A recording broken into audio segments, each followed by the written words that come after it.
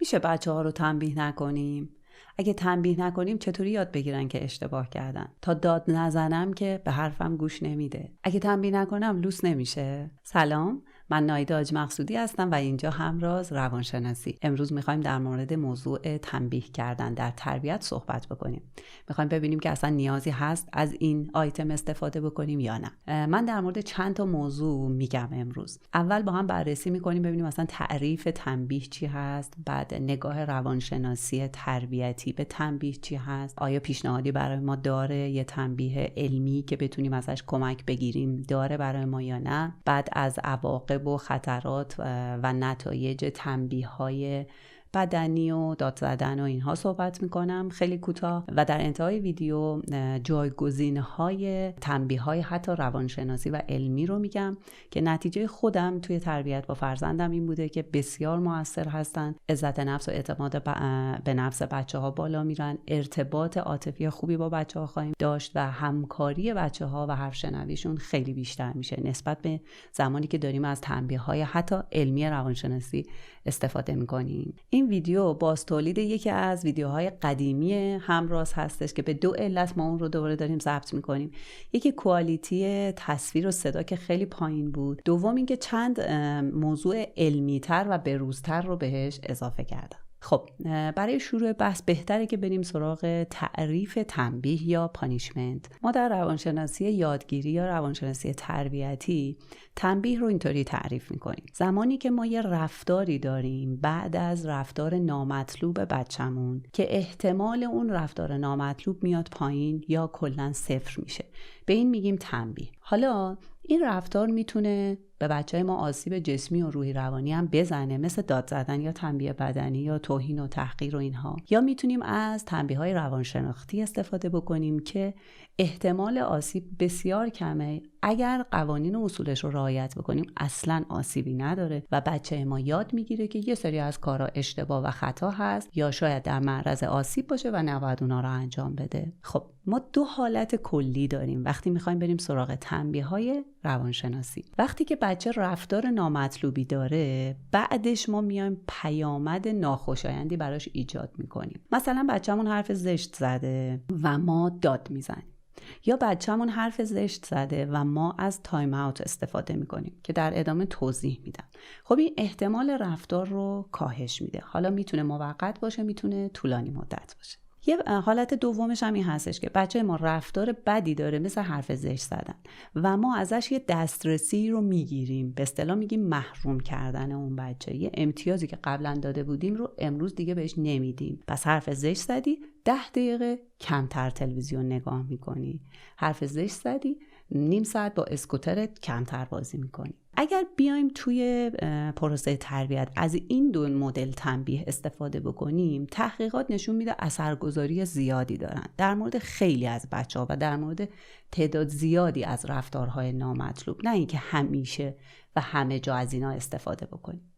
آسیب جسمی روحی روانی هم خیلی کاهش پیدا میکنه زمانی که با اصول و قواعدشون انجام بشن که من میخوام اصول و قواعد رو خیلی کوتاه و مختصر بگم خدمتتون. پس گزینه اول شد تایم اوت کردن، یعنی اینکه یه کار اشتباهی کردی و ما قبلا راجبش با هم صحبت کرده بودیم، به تو گفته بودم که اگر این کار تکرار بشه باید بری تو اتاقت بشینی و بهش فکر بکنی، یا همونجا که نشستی من نگاهمو ازت برمی‌دارم و متوجه میشی از ریاکشن من که اون کار اشتباه بوده و بهت میگم که به کارت فکر بکن. اصولش چیه؟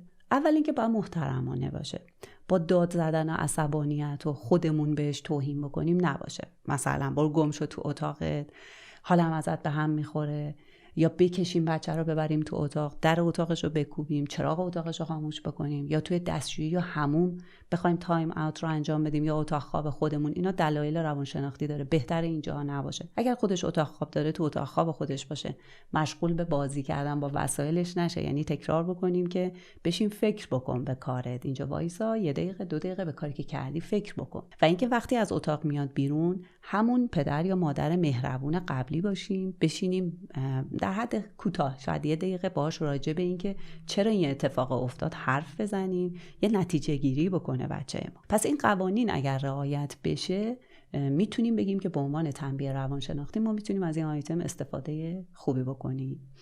مورد بعدی محرومیت هستش، یعنی حذف بکنیم اون دسترسی که بچه‌مون داشته. اینم اولین و مهمترینش این هستش که خب اول بچه ما بدونه، یعنی یهو سورپرایز نشه.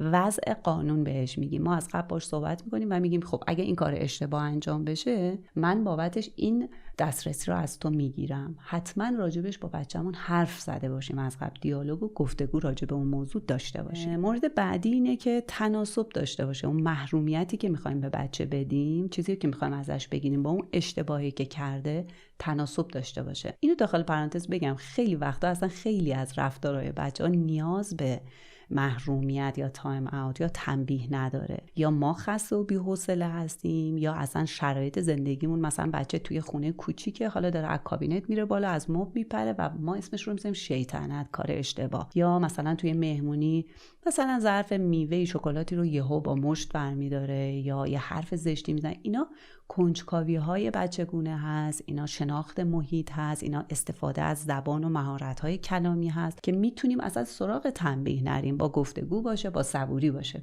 داخل پرانتز اینو گفته باشم. به غیر از این تناسب داشته باشه. واقعا اون تنبیهی که میخوایم در نظر بگیریم، مثلا اگه قرار بره تو اتاقش یا اگر قراره براش تنبیه در نظر بگیریم، با اون اشتباه و خطا و سن و سالش تناسب داشته باشه. مورد بعدی اینه که تایمش محدود باید باشه. تحقیقات نشون میدن که وقتی که ما چه توی تایم اوت چه توی محرومیت طولانی مدت تنبیه رو اجرا میکنیم، اثرگذاریش به مرور زمان از بین میره. تو منابع علمی ما گفته میشه که به ازای هر سال سن بچه 1 دقیقه تنبیه رو در نظر میگیریم. یعنی یه بچه 3 ساله حدوداً 2-3 دقیقه باید تو اتاق بشینه و به کارش فکر بکنه.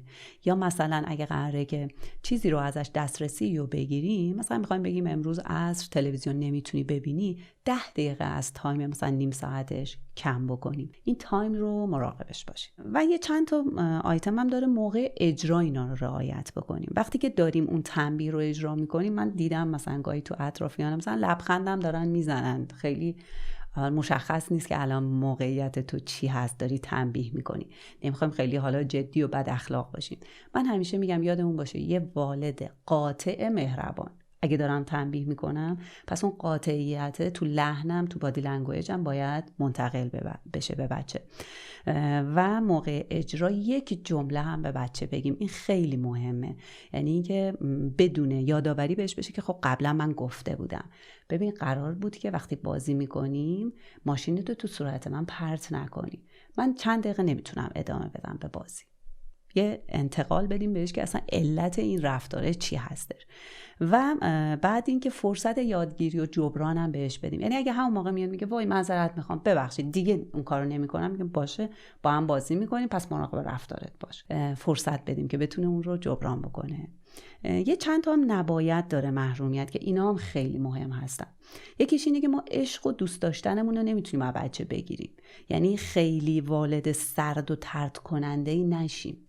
حتی گفتم وقتی بچه اونجا نشسته نیاز نیست حتما بره تو اتاقش، ما نگاهمون رو ازش برداریم، یه ذره مثلا اخم بکنیم، یه ذره جدی تر باشیم و بهش بگیم که به کارت فکر بکن، 2 دقیقه با من صحبت نکن، ولی حس طرد شدن رو به بچه‌مون ندیم.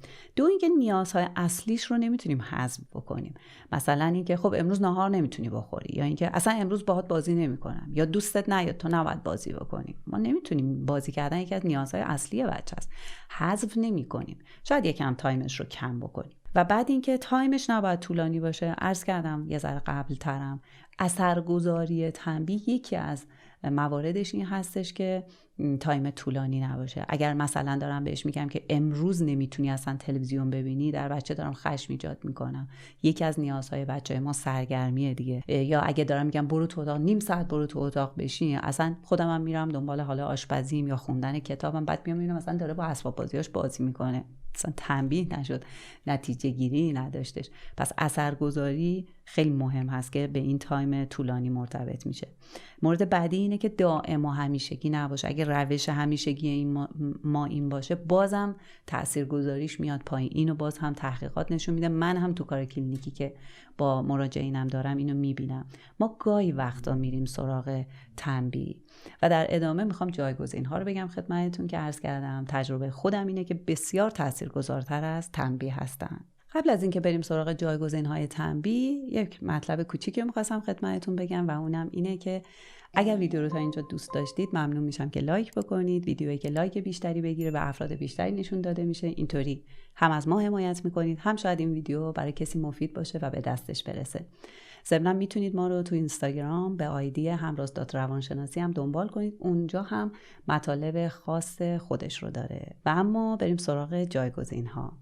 اولیش این هست که قبل از اینکه موارد رو بگم، اینو بگم خدمتتون که نذاریم به نقطه جوش و عصبانیت برسیم. خیلی وقتا اگر دنبال راهکار باشیم، دنبال راه حل باشیم و سخت نگیریم اصلا به بچه هامون که گفتم خیلی وقتا واسه شناخت محیط و کنجکاوی‌های طبیعی سن و سالشون هست، به اون مرحله خشم نمیرسیم که اصلا بخوایم تنبیه بکنیم بچه ها رو. این خیلی مهمه. حالا اگر خواستیم که از جایگزین ها استفاده بکنیم، یکی از بهتریناش پیشنهاد دادنه که من به شما پیشنهاد میدم به محض اینکه این ویدیو تموم شد یه لیستی بنویسید از پیشنهادهایی که میتونید به بچه ها بدید. مثلا از کابینت داره میره بالا، یا داره یه کار اشتباهی میکنه، خواهرش رو داره هول میده، دست تو پریز برق میکنه، یا هر کار اشتباه دیگه ای، ما یه لیستی داشته باشیم که سریع بهش نگاه بکنیم. اونجا 10 تا آیتم رو بنویسید برای خودتون، کارهایی که برای بچه شما جذابه. مثلا با رنگ انگشتی تو حموم دوست داره کار بکنه، روی مثلا سرامیکا، نقاشی کردن رو دوست داره، فوتبال رو دوست داره، فوتبال دستی داره، یا هر چیز دیگه ای. پس 8 9 تا 10 تا آیتم رو اونجا بنویسید. به جای اینکه بریم سراغ تنبیه، بهش پیشنهاد بدیم و معمولا وقتی 2 تا پیشنهاد میدیم براش جذاب میشه و فکر میکنه خودش داره انتخاب میکنه، به اصطلاح وارد اون بازی ما میشه و متوجه نمیشه که ما داریم فضا رو تغییر میدیم. مورد دوم اینه که پیامد خطا و اشتباه رو بهش بگیم. عزیزم عروسکتو میکشی پاره میشه، دیگه نیست که باش بازی کنی، خراب شده. ماشینتو پرت میکنی چرخش میشکنه، خراب میشه، میخوای باش بازی بکنی. یا تو بچهای بزرگتر، مثلا اگه تکلیف مدرسه و هومورک تو الان انجام ندی، بعد شب خسته یا دیگه نمیتونی انجام بدی. یا اینکه اگه دوستتو هول بدی، دوستت ازت ناراحت میشه، دیگه کسی نیست با تو بازی بکنه. خیلی وقتا نیاز نیست اصلا ما تنبیه بکنیم یا کامنت تربیتی بدیم. خود اون رفتار و بازخوردش و تأثیرش توی محیط یا اطرافیانش داره بهش یه تجربه‌ای میده و داره از خود اون رفتار چیزی یاد میگیره. فقط کافیه که ما یکم صبور باشیم، ما عقب وایسیم، تحمل کنیم، سرزنش هم نکنیم. گفته بودم که پاره میشه، گفته بودم که، فقط همراهی کنیم، فقط ببینیم، مهربونم باشیم. عزیزم شکست ماشینه، همین توصیف بکنیم شرایطو. پس به این میگیم پیامد خطا و اشتباه رو بهش از قبل میگیم و بعدم کنار وای میستیم. مورد بعدی جبران خطا رو بهش یاد بدیم. مثلا روی مبلمون، روی میز، روی دیوار نقاشی کشیده، بهش بگیم که خب بیا یه پارچه بگی دستت، یه پاک کننده هم میاریم، با هم باید اون رو تمیز بکنیم. و یا اینکه مثلا خواهرش رو هل داده، بهش میگیم که باید بری بغلش بکنی، بوسش بکنی، ازش عذرخواهی کن، بهش بگو ساری اشتباه کردم. جبران کردن رو بهش یاد بدیم. مورد بعدم اینه که از خودش راهکار بخوایم. مثلا ما نگرانیم، از رو کابینت داره میپره که آسیب ببینه، دستش نشکنه، پاش آسیب نبینه. بهش بگیم که من نگرانم، من الان دلشوره دارم، میتونی یه کار دیگه ای بکنی؟ چی کار میتونی بکنی؟ یا مثلا اسباب بازی دوستش رو گرفته و اون گریه کرده، بیام بهش بگیم که خب الان دوستت ناراحته مامان، چی کار میتونی بکنی؟ من مطمئنم اگر با صبوری بچه‌ها رو تربیت بکنیم و از این گزینه‌ها کمک بگیریم، نیاز نیست که سراغ تنبیه‌های حتی روانشناسی بریم یا خیلی کم میریم سراغ اونا. حالا اگر شما که دارید این ویدیو رو میبینید جزو پدر مادرایی هستید که در گذشته تنبیه‌هایی داشتید که به بچه‌ها آسیب‌های جسمی یا روحی روانی زده. گاهی بچه‌ها رو شاید زدید، شاید داد زدید سر بچه‌ها، توهین، تحقیر، سرزنش، اینها بوده. چیکار بکنیم؟ اون احساس گناهو چیکار کنیم باهاش؟ ویدیویی که داره بهتون پیشنهاد میشه دقیقاً در مورد همین حس ناخوشایند، احساس گناه هست که بعد از رفتارهای این چنینی میگیریم. من اونجا میگم برای اینکه این عذاب وجدان پایین بیاد چیکار بکنیم و در ادامهش برای اینکه ارتباط بهتری با اون بچه داشته باشیم چه کارهایی باید انجام بدیم. حتما این ویدیو رو ببینید. متشکرم. خدا نگهدار.